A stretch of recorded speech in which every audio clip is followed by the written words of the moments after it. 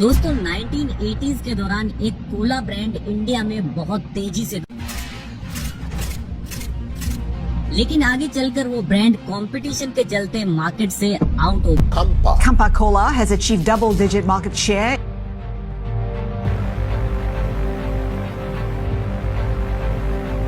He offers a 200 milliliter bottle for 10 rupees, which is about 12 cents. That's roughly half of what Coca-Cola and Pepsi charge for similar sized bottles. Mukesh Ambani अपने इस cold drink के साथ Indian soft drink market में जगह बनाना चाहते हैं और हम सब जानते हैं कि अंबानी जिस बिजनेस में घुसते हैं उसमें सिर्फ जगह नहीं बनाते बल्कि उसे डिसरप्ट करके रख देते हैं और जियो के टाइम पे ये ऐसा कर भी चुके हैं। वर्ल्ड के दो सबसे बड़े Cola brand Coke and Pepsi, और दोनों को अगर कंबाइन कर दो तो ये इंडिया का 80 to 90% मार्केट शेयर होल्ड करते हैं। इसके अलावा इन दोनों ही ब्रांड्स के पास 100+ इयर्स का एक्सपीरियंस है, यानी जो प्रॉब्लम्स कैंपा कोला आगे चलकर फेस करेगा ये उन प्रॉब्लम्स को न जाने कितनी बार ऑलरेडी फेस कर चुके हैं। और क्योंकि ये मार्केट में इतना ज्यादा टाइम बिता चुके हैं जिसके चलते इनका डिस्ट्रीब्यूशन नेटवर्क भी काफी तगड़ा हो चुका है, यानी अगर आप छोटे से छोटे टाउन या विलेज में भी जाओगे तो वहाँ भी आपको कोक और पेप्सी मिल जाए। क्या पर्पस है एक 25 साल पुराने ब्रांड को फिर से रिवाइव करने का?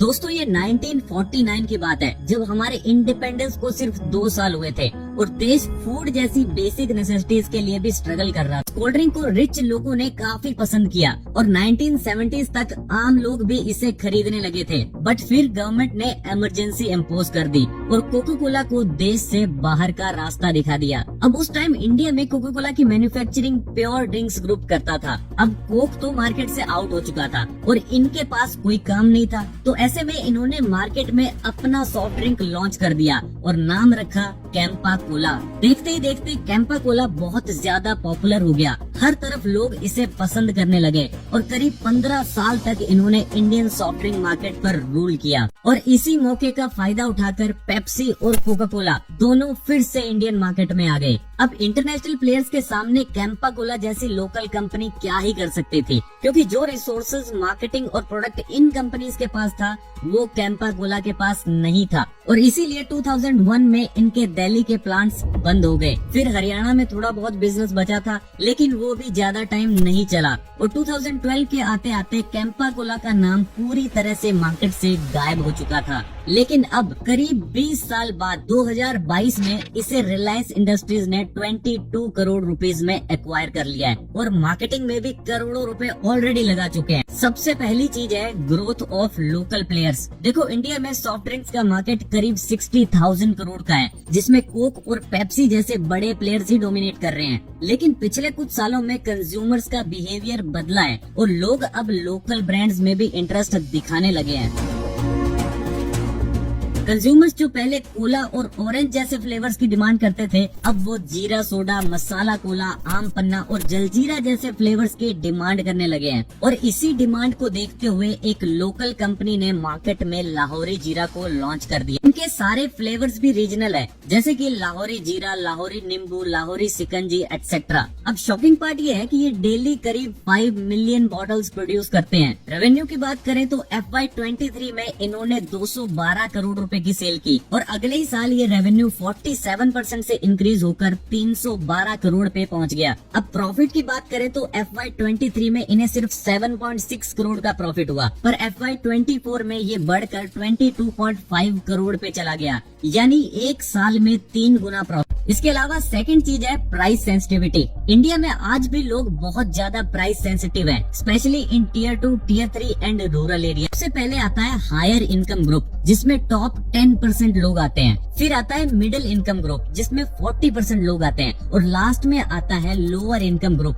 जिसमें 50% लोग आते हैं। अब जो टॉप 10% में है ना, उनका एक्सपेंडिचर का कोई फिक्स्ड बजट नहीं होता। वो लग्जरी हाउस में रहते हैं, हाई एंड स्मार्टफोन्स बाय करते हैं, ब्रांडेड कपड़े पहनते हैं और ट्रेवल भी मोस्टली फ्लाइट से ही करते हैं। अब इनको कोल्ड ड्रिंक के प्राइस से कोई फर्क नहीं पड़ता। आप इनको 200 ml के 20 रुपीज चार्ज करो, 50 करो या 100 करो, कोई फर्क नहीं। और ऊपर से ये सिर्फ 10% लोग हैं, तो कितना ही कंज्यूम कर लेंगे। इसके बाद आता है मिडिल इनकम ग्रुप। अब यहाँ पे इंडिया की अप्रोक्सीमेटली 40% पॉपुलेशन आती है। ये लोग नॉर्मल घरों में रहते हैं। ये कोई बहुत ज्यादा महंगे स्मार्टफोन्स या कपड़ों पे पैसे नहीं लगाते। ये उन पैसों को रेफ्रिजरेटर्स, वॉशिंग मशीन्स और एयर कंडीशनर्स खरीदने में यूज करते हैं। ट्रेवल की बात करें तो ये मोस्ट ऑफ द टाइम बस या ट्रेन का यूज करते हैं। अब इनको अगर आप 200 ml कोल्ड ड्रिंक के 20 की जगह 15 चार्ज करोगे तो इतना फर्क नहीं पड़ेगा।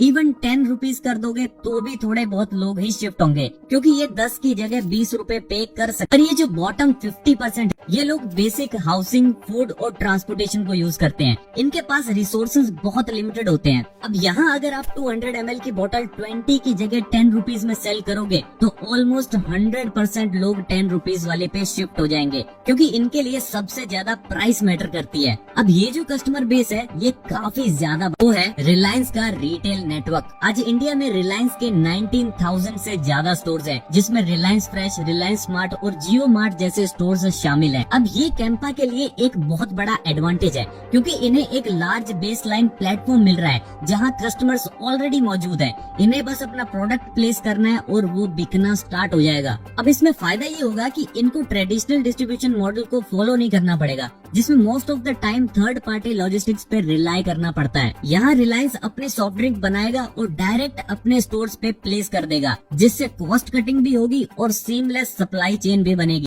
थम्स अप, स्प्राइट, लिम्का, फेंटा इन सबको हटा दे या इनकी सप्लाई लिमिटेड कर दे तो ये इनका कितना सारा मार्केट शेयर गिरा सकता है। तो इंडियन सॉफ्ट ड्रिंक मार्केट को कोक और पेप्सी पिछले 35 साल से रूल कर रहे हैं, और जिस पोजीशन पे आज ये बैठे हैं वहाँ इनसे कंपटीशन करना तो दूर, इन्हें कोई छोटा मोटा प्लेयर हिला भी नहीं सकता। इनकी कोल्ड ड्रिंक्स आपको उन एरियाज में भी देखने को मिल जाएगी जहाँ ठीक से नेटवर्क के सिग्नल तक नहीं आते। आप किसी भी स्टोर पे जाओ, कोक, पेप्सी या फिर इन्हीं का कोई सब्सिडी प्रोडक्ट आपको जरूर देखने को मिलेगा। और शॉपकीपर भी इनका माल बेचता है, क्योंकि कंपनी ने इनको कोल्ड स्टोरेज फैसिलिटीज प्रोवाइड। इसके अलावा अगर कंज्यूमर्स की बात करें तो वो भी पहली प्रेफरेंस कोक या पेप्सी को ही देते हैं, और इसका रीजन है हम लोग जिन सेलिब्रिटीज को पसंद करते हैं ये उन्हीं से अपनी एड्स करवाते हैं। साथ ही क्रिकेट वर्ल्ड कप और IPL जैसे बड़े इवेंट्स में भी हैवी एडवर्टाइजिंग करते हैं। इसके अलावा कोका कोला अपनी एड्स में हार्मनी और टुगेदरनेस को भी प्रमोट करता है। इनके मार्केट शेयर की बात करें तो कोका कोला के पास 56.7% मार्केट शेयर है,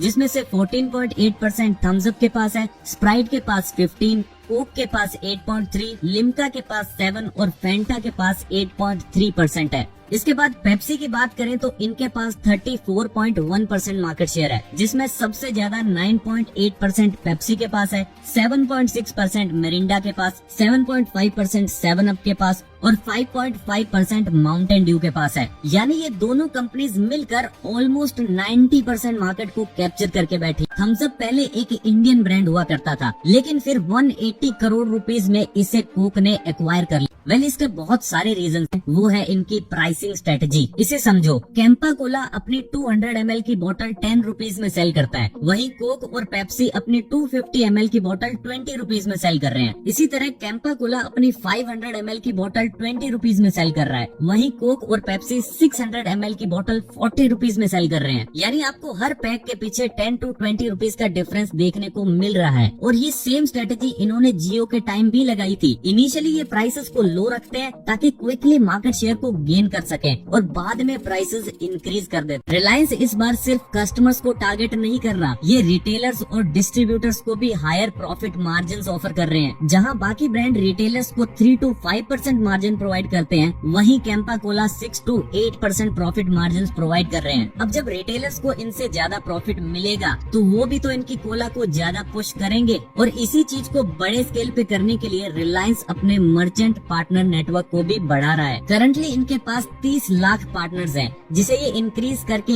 1 करोड़ तक ले जाना चाहते हैं, जो कि काफी बड़ा नंबर है, क्योंकि कोका कोला भी अभी तक सिर्फ 40 लाख रिटेल आउटलेट्स तक ही पहुंच पाया है। ऐसे में अगर रिलायंस अगले 5 साल में 1 करोड़ आउटलेट्स तक पहुंच जाता है तो नो डाउट ये कोक और पेप्सी को बहुत पीछे छोड़ सकते हैं। इसके अलावा रिलायंस कैंपा कोला की मार्केटिंग में भी बहुत पैसा लगा रहा है। सिर्फ इस साल की बात करें तो इन्होंने IPL के को प्रेजेंटिंग पार्टनर बनने के लिए 200 करोड़ रुपए स्पेंड किए हैं, और ऐसे कितने ही एड कैंपेन्स हमें आगे भी देखने को मिलेंगे। ऑल्सो ये अपनी एड्स में मेक इन इंडिया अपील लेकर आ रहे हैं, तभी तो इन्होंने अपनी टैगलाइन भी रखी है, नए इंडिया का अपना ठंडा। और कहीं न कहीं इन एड्स के थ्रू ये जेन जेनजी ऑडियंस के साथ भी कनेक्ट कर